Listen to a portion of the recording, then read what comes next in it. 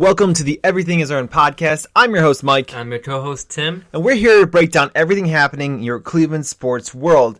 And we just had the NFL draft. We went rounds 1 through 7. The Browns had picks all the way up to round 6. And we obviously grabbed some unrestricted free agents. Things are still kind of getting worked out. Nothing official on that end yet. Undrafted free agents. Yeah, so we're going to get in that a little more. A.J. Green, not the guy from the Bengals, was one of the guys that the Browns signed. We'll go a little deeper into that later, though. Let's talk about the main picks from the draft the Browns picked up. So we covered the details with Wills already. Great pickup there. Round 2, who did we go and get? Round 2, we went with what a lot of people had the number one free strong safety, with Grant Delpit from LSU. He is going to be someone that's going to be a staple for the Browns defense for a long time to come here. He was my number 2 coming into it. I liked Winfield Jr. a lot out of Minnesota. I thought he had a better 2019 season.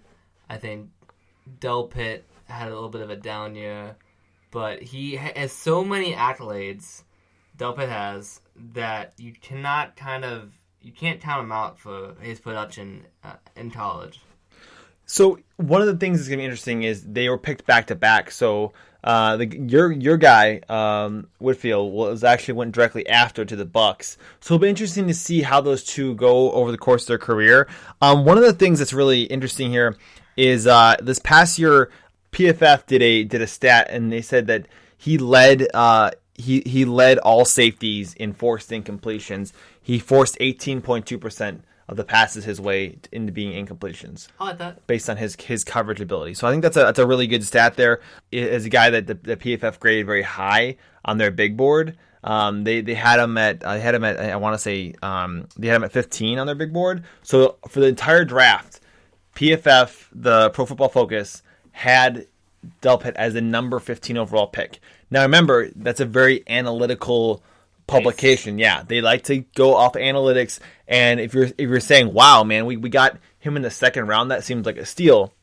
You gotta take PFF with a grain of salt. If they draft all analytics, I don't know if you'd ever get a Super Bowl winning team, but you gotta feel good about that, thinking at the end of at 15. And if you look further into PFF a little bit, our first 3 draft picks, actually, from the first, second, and third round, Wills, Delpit, and Jordan Elliott, the nose tackle, were all in the top 30 of the draft board. They're all first round talents coming into the draft. Yeah, and they went. They had Wills at 11. They had Grant Delpit at 15, and they had Jordan Elliott at 23. So that's really interesting there. And we got him at number 88 in the third round after we traded back with the Saints. Yeah, I really like what he's going to bring to the table as far as his ability to to be aggressive to the ball. I think that's an important attribute to have as a safety. I think coming off that LSU team, you got to feel good about that. Those are guys who are winners, who are used to winning now, and and hate losing. So you add Delpit, and I think that really beefs up your secondary. Andrew Bailey, I think, drafted a lot of those guys who hate to lose, and I like his approach. It's been about an analytical approach. I think the Browns are one of 3 or 5 teams, I think, that had an A+ through the PFF analytics grade on the total draft overall. So you have to kind of like that scenario, but I liked how they combined it with that competitiveness and that like aggressiveness that you mentioned. Yeah, one of the things that was also interesting about the Delpit pick is he played with Greedy Williams back at LSU. So you have some connections there and some familiarity. Yep. And I think that'll actually work very well in building their chemistry, just because when you have guys that have played together already, it really does, it really speaks to it really elevates the level of play on the field. That's another 2 LSU Tigers that the Browns picked up this draft here. That makes it at least 4, right, with Jarvis and Odell. You have a lot of LSU guys now. Are we the LSU Browns now?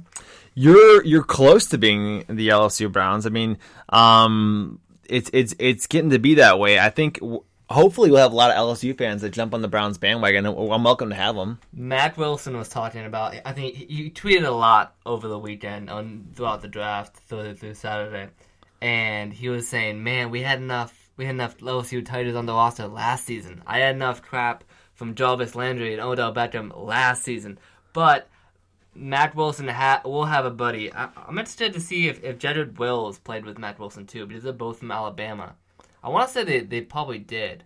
They would have had to. They would have had to. I believe my so. Opinion, because you have to play at least 3 seasons in order to be eligible to play for the draft. So yes, Matt Wilson will have another Alabama guy in there trying to help him take on those LSU college trash talk kind of arguments there. Interesting last piece here on Delpit is he was a McEnany Award winner. And the last safety, he had all the awards. Yeah, he was a McEnany Award winner and also a Thrope Award winner. Is that how you say Thrope? I think so.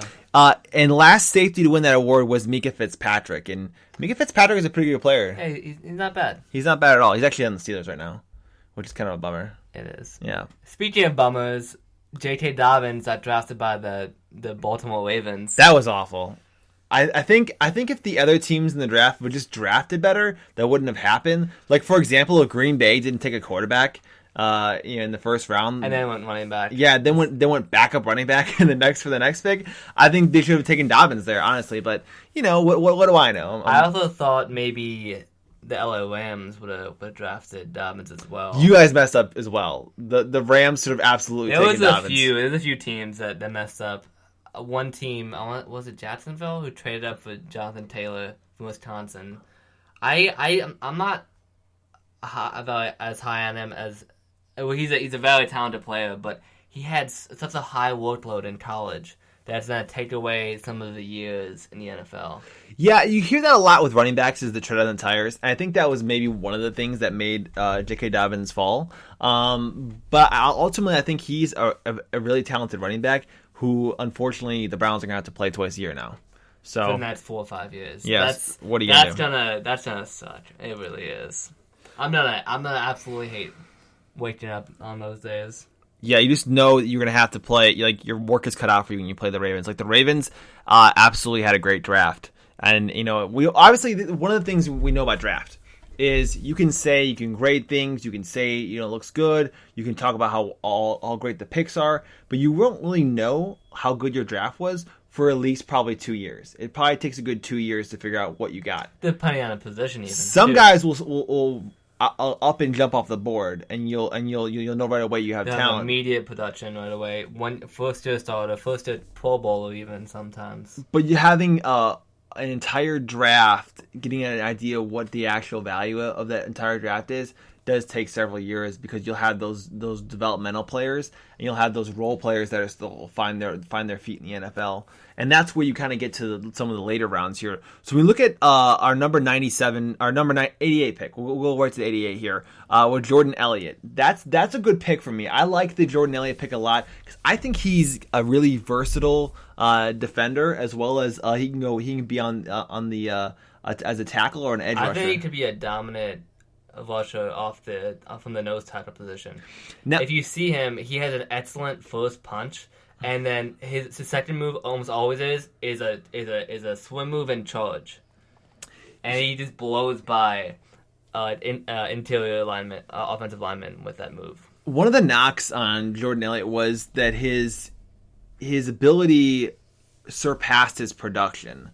So he didn't have a lot of stats in the columns, but he was always disruptive, and he seemed to get after the quarterback quite a bit. You're saying his in the stat sheet or his production outweighed his talent level? No, flip that. Flip-flop, okay. So his talent level is beyond his production level. Okay, that was similar to a guy we talked about pre-draft with Ross Blacklock as well. Yeah. The other thing that's interesting is about him is, if you can make a comparison, there was Obaniah a couple years ago who was on the bubble, and he ended up getting cut by the Browns. And Chris Obanaya, the running back. No. That's the name you said. Yeah, what's his name? While you're trying to figure it out, I was a big fan of Chris Obanaya. He was very versatile. Emmanuel Agba. Emmanuel Agba. Agba, okay, yeah. With the Chiefs who just won a Super Bowl. Yeah, he had a really tough time in that one training camp. He was getting to the quarterback. Colin Nassib, but he couldn't finish the sacks. He couldn't finish. And that's Nassib, why one of the reasons why they cut him. And then both those guys had just inked deals this offseason for like $20+ million each. So, it goes to show you how bad the coaching was a couple years ago. But it's also something you can coach up. And is a great example as a cross reference is maybe you have a guy who's very talented at getting passes his guy, but he's not good at finishing, and that's where coaching and development comes in. So I believe the Browns coaching staff thinks they can develop this guy and give him that finishing ability. I think that's the mental aspect of it. You see some of these athletic players, freak athletes off the edge or on the inside, just not utilize or see the situation, read the field enough at that moment, and sometimes you start to hold on to your block and then shed it or evaluate the quarterback to see what he's doing, and then shed it after you see he made up his mind. You gotta play the chess game a little bit. There's a little bit of chess game to football, and so much we think about the athleticism of the game, but there's a big mental aspect that we don't always take into account. So when you talk about analytics, that's something that Pro Football Focus, and I'm sure Andrew Berry took into account when you look at the analytics of it and say, hey, this guy is grading out very well on this analytic board. He has a skill set that could very well translate into the NFL. And one of the things that's also something that doesn't show up on the stats either. The mental aspect of it, you can't see how. Sometimes you can't see the knowledge of the game that they have that they possess.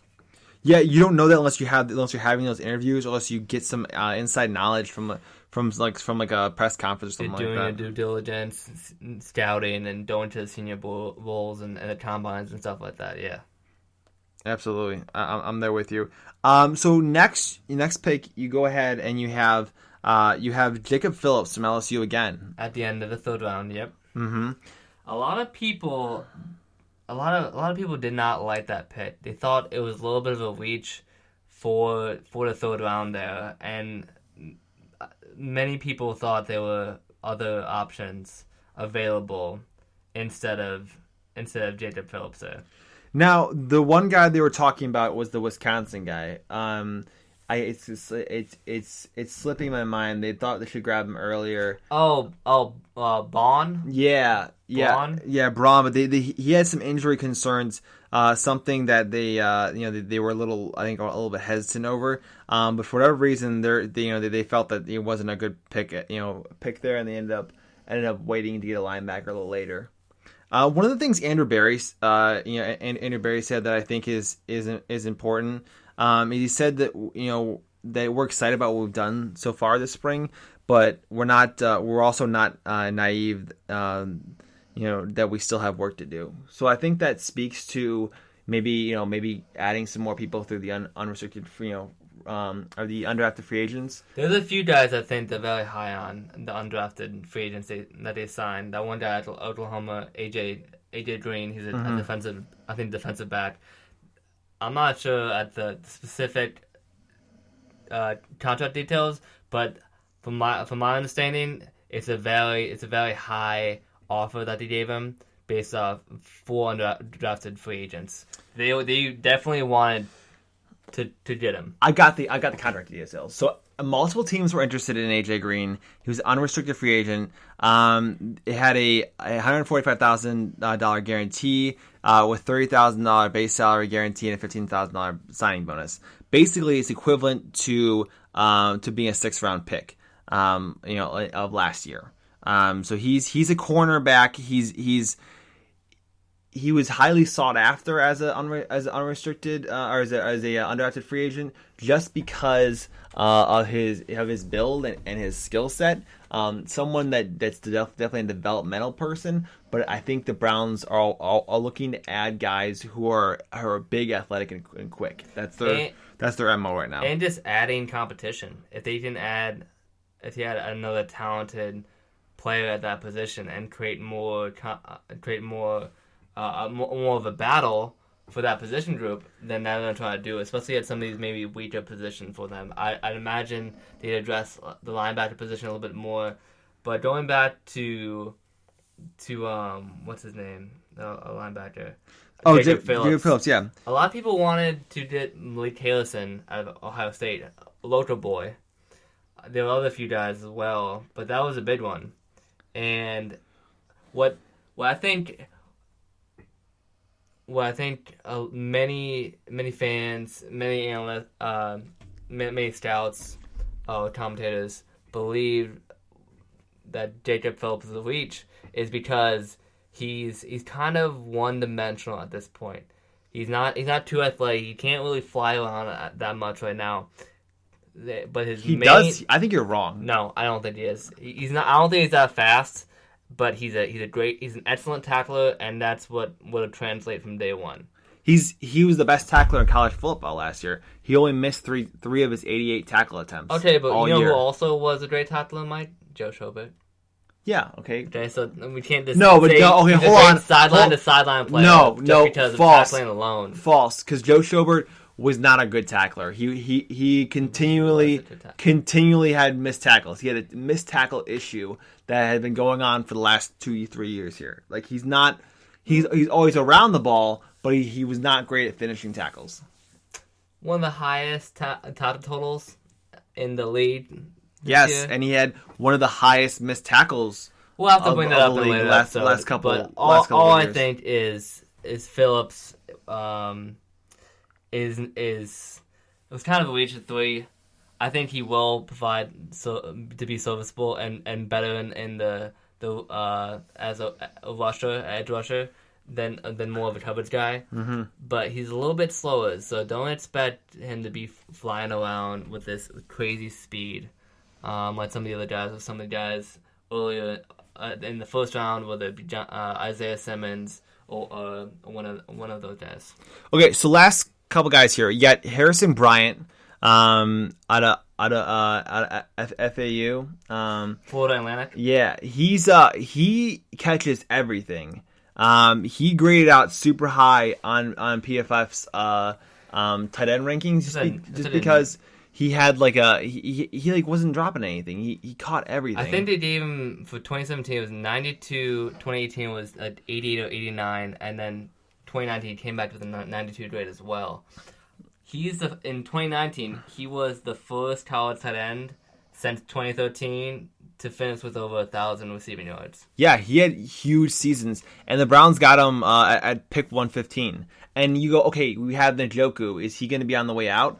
No, you're going to keep Njoku here for at least this season. And, Harrison Bryant might push the competition. He could be a bubble guy, though. He could push the competition. He could be a rotational guy. You can get Harrison. You could develop him further and see where he fits in the NFL.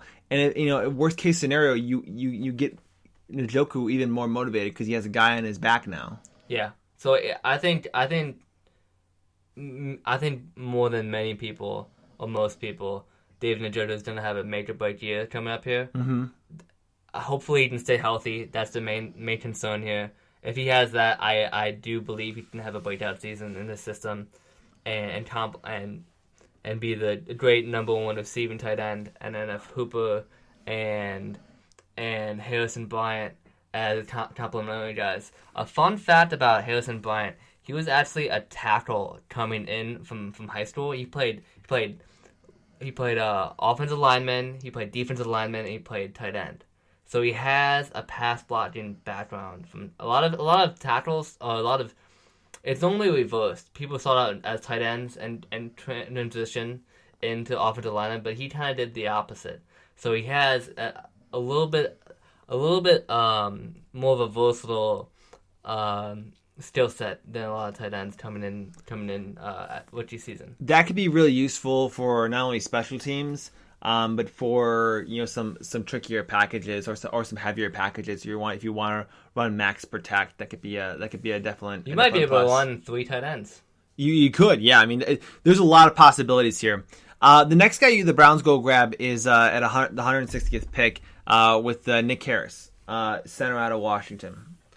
I haven't seen much on him, but from what I think, he's a plug-and-play guy. He'll add depth at the center position. I think he could back up at the right guard position too. We know Wyatt Teller currently has the starting spot at right guard, but I feel like he could provide good depth and competition for this time. They're saying that he could be the center of the future for the Browns. They think he's a guy who could really develop and take a little time here to develop, but he could be a really nice piece down the road here. One of the developmental guys though. And then the last pick the Browns had, 187th. I feel like he's gotten some of the most attention from the media and from fans. Rightly so. He's a flashy player. What's his name? Donovan Peoples-Jones. That's a really cool name too, by the way. DPJ. Yeah, DPJ. How many abbreviated players do we have in Cleveland now? A lot, man. We like the abbreviations. I'm with it. It just happens to be like the wave of the names from these younger guys. DPJ, KPJ in basketball. Yeah, you just got to get more people with the letter J in their name. I'm with it. Yeah, I like it. I'm MJS, man. Anyways, we snagged him in the 6th round. Okay, this guy is an athletic freak. I think he got the short end of the stick over in Michigan because their offense and their quarterback was terrible. Yeah, that doesn't help. So you don't have kind of going off that a little bit. You remember how good Josh Gordon was when he had Brandon Whedon thrown to him? No. He broke the 3 straight game record for most yards. He was silly. 400, I think. It was like 460, I think. In 3 it was games. Absolute bonkers. But yeah, definitely having a better quarterback, having a better system to play around, and he's gonna get the opportunity. Well, we haven't seen. Yeah, he's probably gonna get the opportunity to compete for that 3rd string spot going into the year. I think he will be the 3rd string guy. I think that not only that, he's going to be our punt returner. He's a special punt returner. He was very aggressive, very flashy in college. Has the ability to make quick cuts. He's able to break tackles. He's very slippery, and he's got a natural ability to return punts. I think that's a big addition that you could add as a weapon. And if you have a guy back there that teams have to worry about, it does create some chaos on punts. I think it's a big addition if you can get a guy that teams have to worry about. This has been a common theme. He's another versatile player.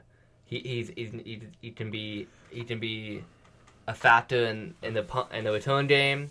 He's athletic enough to be a factor in some of these sweeps or trick plays. And he has we talked about how of a freak athlete he is. He had the highest vertical in the combine this year at 44 inches. Yeah, he's 44. He's a real athlete. And he's a big guy. I think he's 6'2". Yeah, like 215. Not, I don't think 2. It was it's like 185. I think. Teams are a little bit concerned. They were a little concerned of his pass dropping. He's 6'2", 207.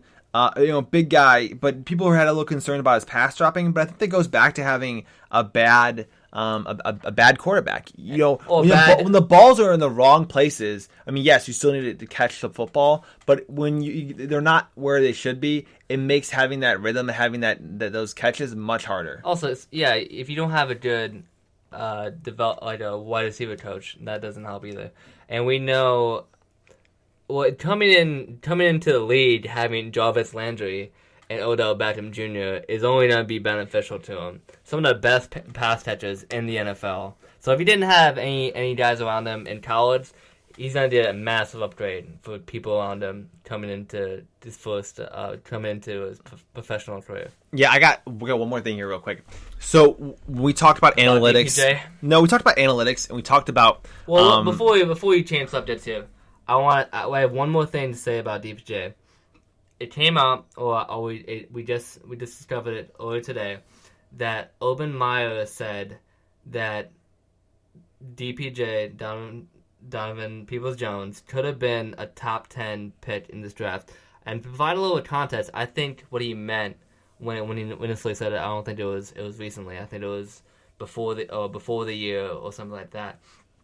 Is I think if they got him into the OSU program, I think that's what he meant by he could have been a top 10 pick. If you put him in that program and had him a whole year or 2 or 3 years or whatever it was, then he felt like he could have been a top 10 pick. So if you have good development in the NFL, then he could be a very, very special talent.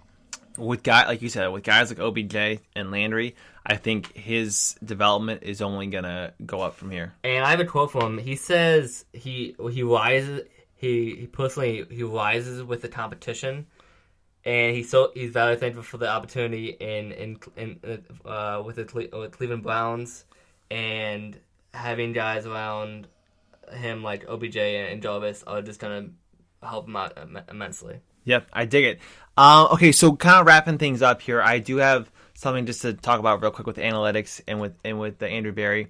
Andrew Berry is drafting guys, like we said on the last couple episodes, high character, that grade out well with analytics, and that goes into players' developments. When you have a collaborative environment where people want to help each other and they want to get to that common goal, you're going to excel so much quicker. And like I said, he wants these players to play. He said this after the draft. He said, I do think it's important that we do give young players an opportunity to produce and succeed. The only way they get a chance to do that is by playing. Yeah, the only way you're going to get experience is by gaining experience and playing. Yeah, and that goes back to how we were slamming people a year ago about or 2 years ago, but not starting Baker Mayfield, and people having to say, let him learn, sit behind Tyrod, and it's all that same nonsense. Yeah, 30-year-old mentality. Yeah, you gotta get guys in there, give them the opportunity, and let them produce. One of the craziest things with rookies is a few years ago when the Falcons made the Super Bowl, they had, I think, 3 or 4 rookies on their starting defense, and they had several rookies on their starting offense. That team had athletic guys who were just getting plugged in there, who produced at a very high level and were able to help get things kicked up into the Super Bowl. The Rams had a guy too that did that. I think he was a second-year guy, but John Johnson III, he was a late-round pick. He was at 4th, 5th, 6th-round pick, and either Joyner went down or I think Keep to Leave went down for a while, and they subbed him in, free safety, and he thrived, and he ended up letting one of the best safeties go, whoever it was. I don't think it was. It must have been. Yeah, it was Marcus Joyner, and they let him go for big money, and because they had a Pro Bowl free safety to replace him. Because we just talked about we mentioned this a lot with quarterbacks, and if they're not put in the right circumstance early on in their careers, it can mess up the mentality, and it can kind of ruin them.